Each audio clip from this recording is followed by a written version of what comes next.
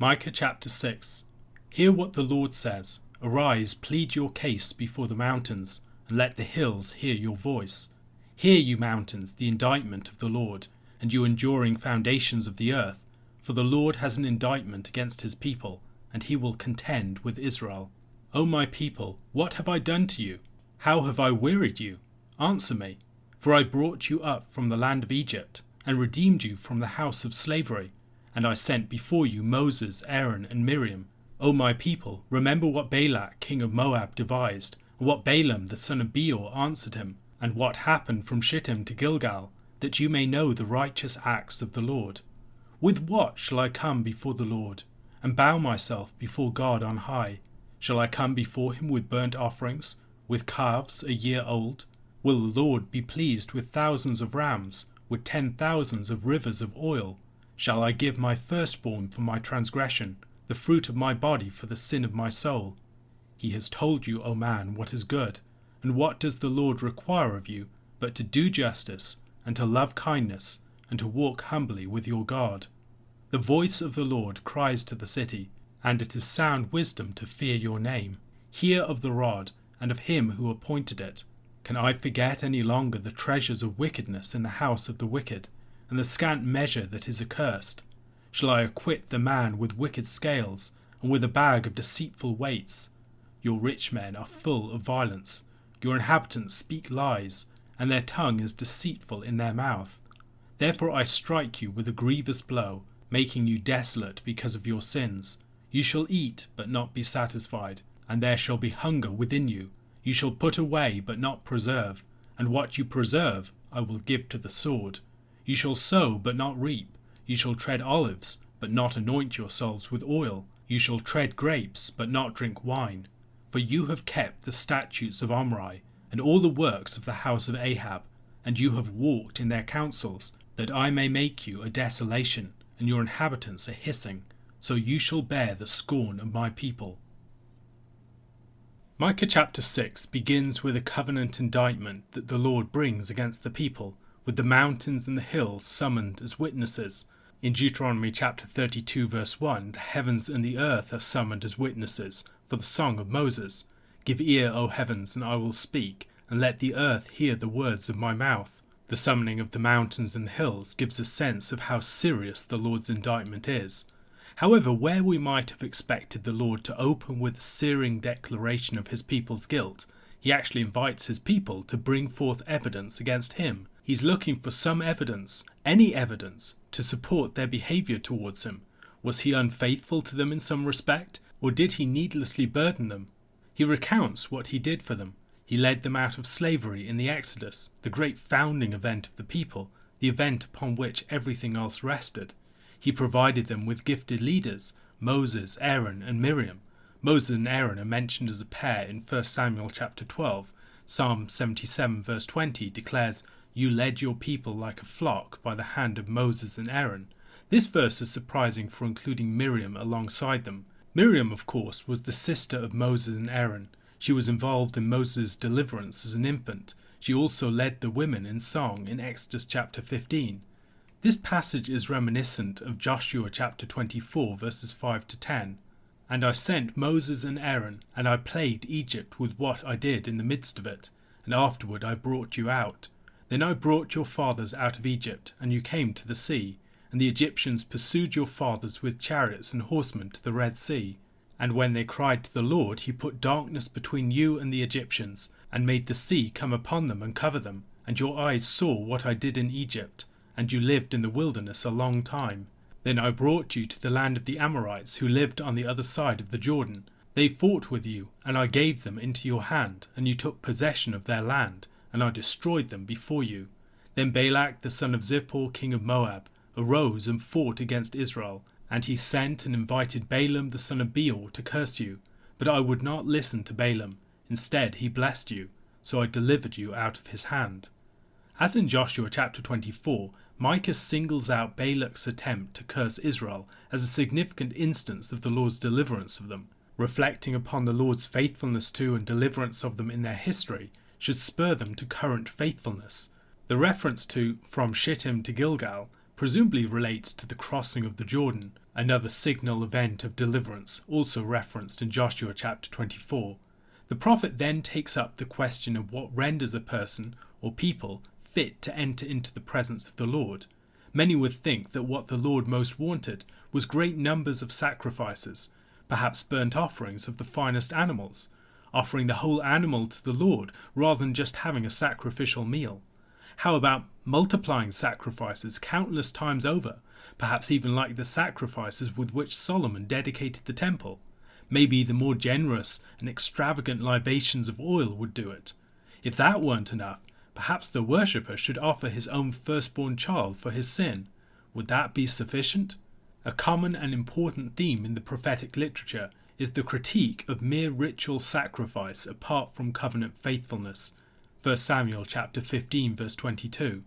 Has the Lord as great delight in burnt offerings and sacrifices as in obeying the voice of the Lord? Behold, to obey is better than sacrifice, and to listen than the fat of rams. Isaiah chapter 1 verse 11. What to me is the multitude of your sacrifices, says the Lord. I have had enough of burnt offerings of rams and the fat of well-fed beasts. I do not delight in the blood of bulls or of lambs or of goats. And in verses 16 to 17 of that chapter, wash yourselves, make yourselves clean, remove the evil of your deeds from before my eyes, cease to do evil, learn to do good, seek justice, correct oppression, bring justice to the fatherless, plead the widow's cause. So what then does the Lord require of someone? Micah's answer here is reminiscent of Hosea chapter 12 verse 6. So you, by the help of your God, return, hold fast to love and justice, and wait continually for your God. Also of Deuteronomy chapter 10 verses 12 to 13. And now Israel, what does the Lord your God require of you, but to fear the Lord your God, to walk in all his ways, to love him, to serve the Lord your God with all your heart and with all your soul, and to keep the commandments and statutes of the Lord, which I am commanding you today for your good. There are also similar statements in places like Psalm 15, answering the question of the sort of persons that will enter into the Lord's presence. The first requirement is a commitment to justice. A mere negative avoidance of injustice is not enough. There should be a desire to address injustice more broadly and to bring justice as a positive condition. Loyalty or kindness is the second requirement, here described as something that the faithful worshipper must love. Such loyalty must be manifested in relationship with God, but also in relationships with one's neighbours. Loyalty extends itself towards others. Justice by itself can become harsh very easily, just as kindness by itself can be lacking in justice's orientation towards truth, but tempered with kindness, it can be a beautiful thing. The final requirement is to walk humbly with God. This is at the heart of it all. Where this is lacking, all else starts to become disjointed and hollow. True worship is not just ethical, the performance of moral deeds. Rather, true worship is at its very core a heart set upon the Lord, to love the Lord your God with all your heart and with all your soul and with all your might. This is what the Lord looks for and desires from us. Anything less is not enough for the worship of our Maker. In verse 9, Micah acts as the herald of the voice of the Lord. The Lord is speaking and all should be summoned to attention. The second half of the verse, translated as "hear of the rod and of him who appointed it" in the ESV, could also be read as Leslie Allen suggests, as a summons to attention for a group of people. Listen, tribe and assembled citizens. If the first reading is correct, it's a reference to the Lord's punishment and of the one who ordained it. In the second case, it's presumably addressed to Judah at a time when the people would have been assembled together. In verses 10 to 12, there are three key indictments of the people. The indictment focuses upon stealing, deceit, lying, and false measures. As in the book of Amos, the rich of the land are here condemned for their predatory dealings with the poor. Their riches are gained through falsehood, oppression, and injustice, and the more that they gather, the more that those riches testify against them to the Lord. The Lord promises, as their sentence and judgment, that he would make them desolate for their sins. Verses 14 and 15 give us curses of futility, similar to those found in Deuteronomy chapter 28, verses 38 to 41, in the curses of the covenant. You shall carry much seed into the field, and shall gather in little, for the locust shall consume it. You shall plant vineyards and dress them, but you shall neither drink of the wine nor gather the grapes, for the worm shall eat them. You shall have olive trees throughout all your territory, but you shall not anoint yourself with the oil, for your olives shall drop off. You shall father sons and daughters, but they shall not be yours, for they shall go into captivity. Although Micah is addressing people in the southern kingdom of Judah, they are accused of keeping the statutes of Omri and the works of the house of Ahab. This might seem strange until we consider that the influence of the Omrides had spread to the south, as the daughter of Ahab and Jezebel, Athaliah, had married King Jehoram. To secure his reign, Jehoram had killed 6 of his brothers, and through Athaliah all sorts of idolatry and other pagan influences came into the nation. Athaliah herself had reigned as a usurper and tried to establish the worship of Baal in the southern kingdom. Those who followed in the path of the Omrides, however, would be cut off, they would be made desolate, and they would be scorned by those who were faithful. A question to consider: how does walking humbly with our God help us to do justice and to love kindness?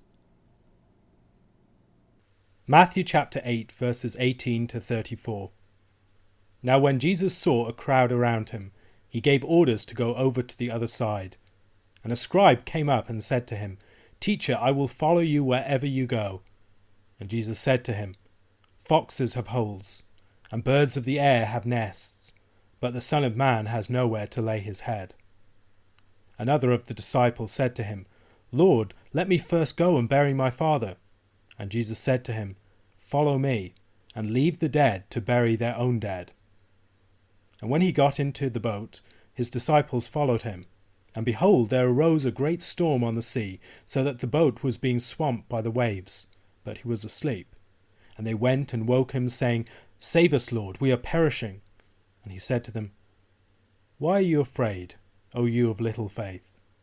Then he rose and rebuked the winds and the sea, and there was a great calm.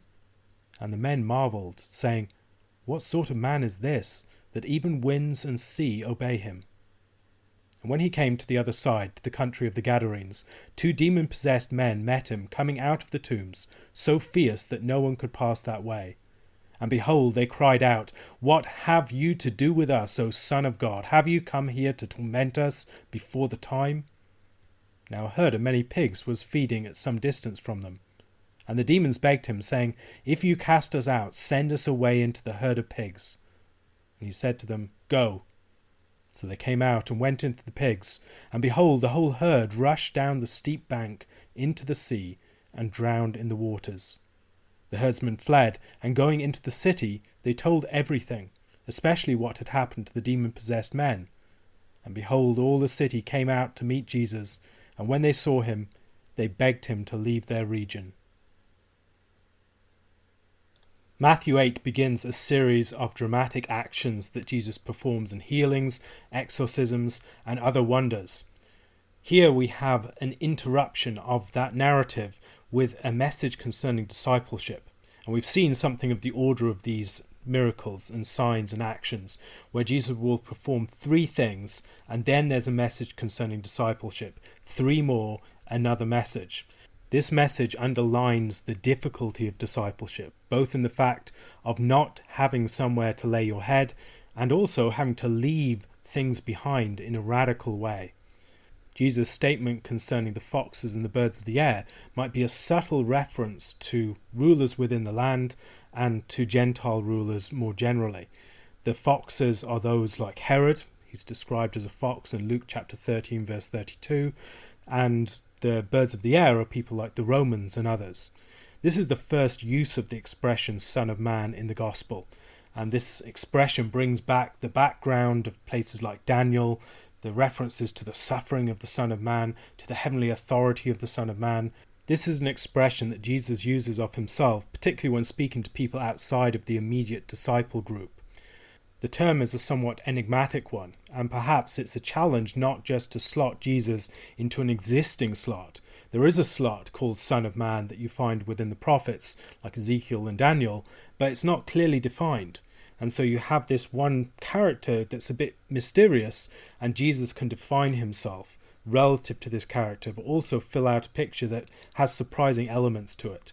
such as the Son of Man who's rejected, who's not received, who has nowhere to lay his head, presenting the starkest contrast with the rulers of this age, who, unlike the one who has all kingdoms and authorities given to him by the Ancient of Days, dwell in mighty palaces and beautiful houses. The final statement that Jesus makes here is perhaps the most arresting.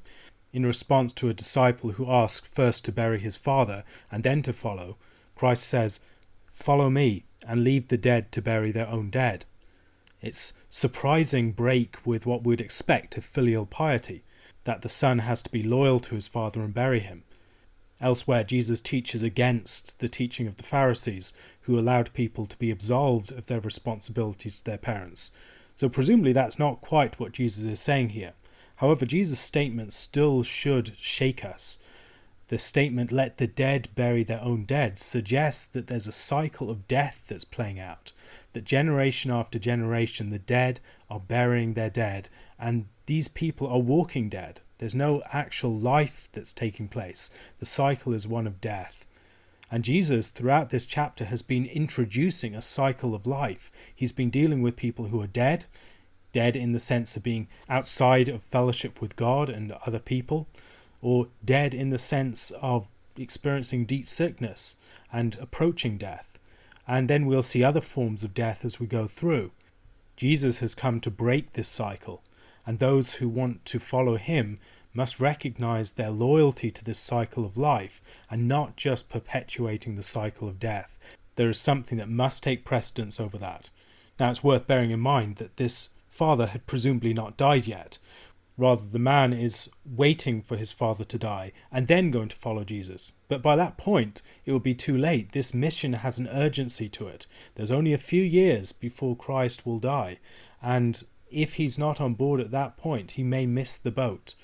And the urgency with which Jesus presents his call to discipleship starts to sharpen the distinction between the following crowds and the committed disciples.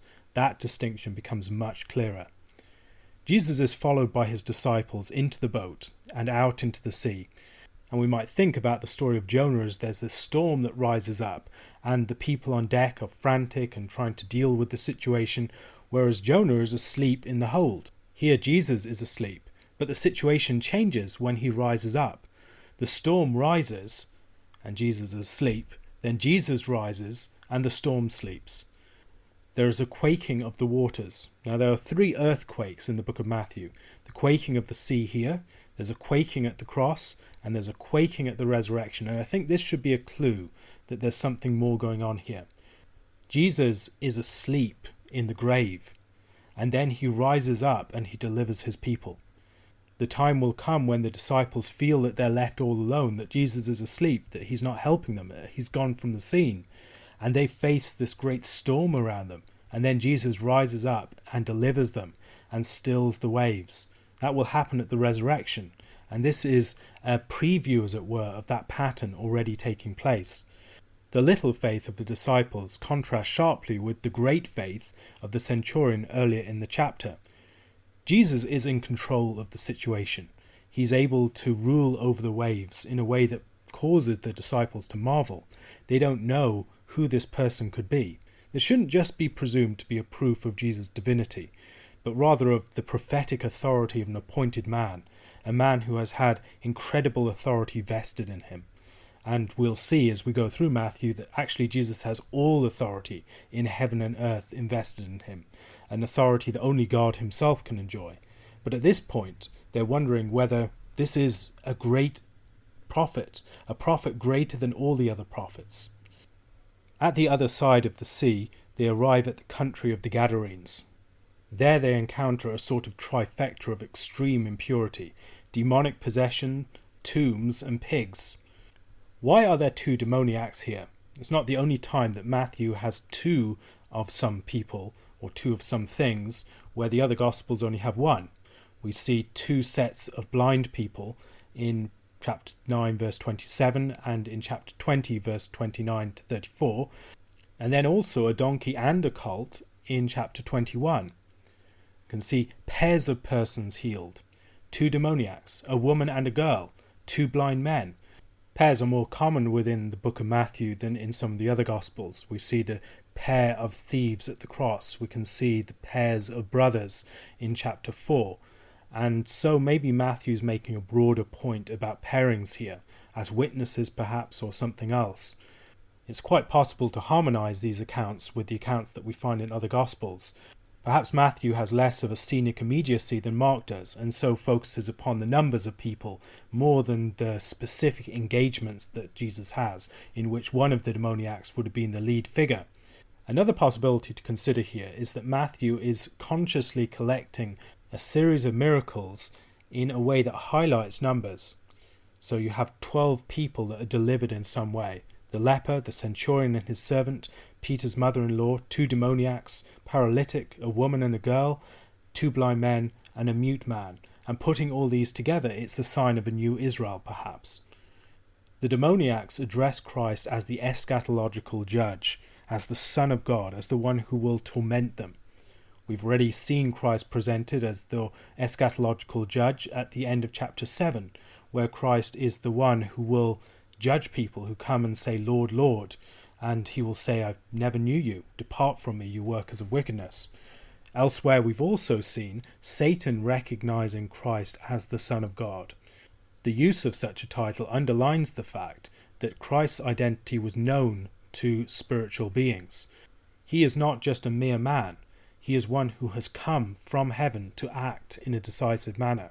Many people reading Matthew's Gospel, or the Synoptic Gospels more generally, can suggest that they have no concept of Christ's pre-existence, that Christ is one who has come from heaven, but yet has always existed before that, thinking of Christ just as a great man, perhaps. But passages like this suggest that even in the Synoptics there is a concept of pre-existence. The demons beg that if they are to be cast out, they be cast out into the herd of pigs. The pigs then career down the steep bank and are drowned in the waters. It's similar to the drowning of Pharaoh's army in the sea. Christ is the Son of God who binds the strong man. He is the one with the power to exorcise the demons, to drive them out, to deliver people that have been held in bondage. But yet there's a twist in this story. We might expect it to end with the deliverance of the demoniacs and then the rejoicing of the people of the town, but that's not what happens. The Gadarenes beg that Christ would depart from them, much as the demons begged. There's an association between the demons and the Gadarenes. Now, one interesting thing to observe is that these men were cast out of the town. They were dwelling among the tombs. They were, in many ways, like scapegoats of the town. And now, the demons are cast out of them, and the demons enter into a herd of pigs, a great many of them, according to the Gospel of Mark. This is not the way such scenes usually go. Usually you have the 1 or 2 being cast out by the herd. But now, the 1 or 2 are delivered, and the multitude of the herd rushes into the waters.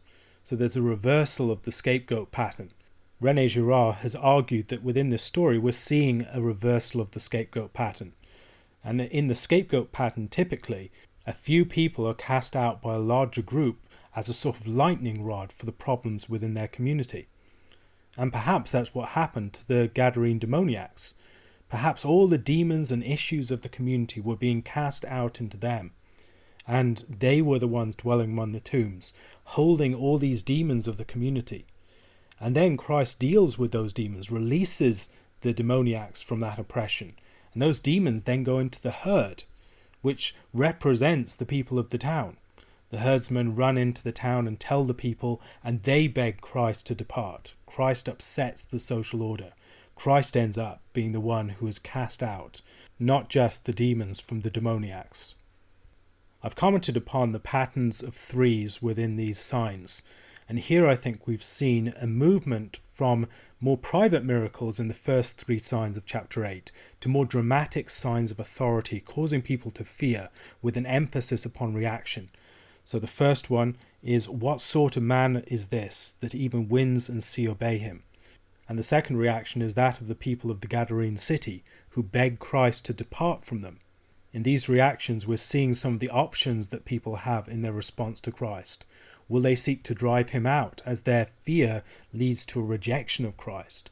Or will they be people who marvel at his works and follow him? A question to consider. Within these verses, we see that Christ is one who shakes things up. Christ is one with great power and authority. Christ is one who upsets the social order. How can the example of the people of the Gadarene city help us better to understand responses to Christ in our day and age?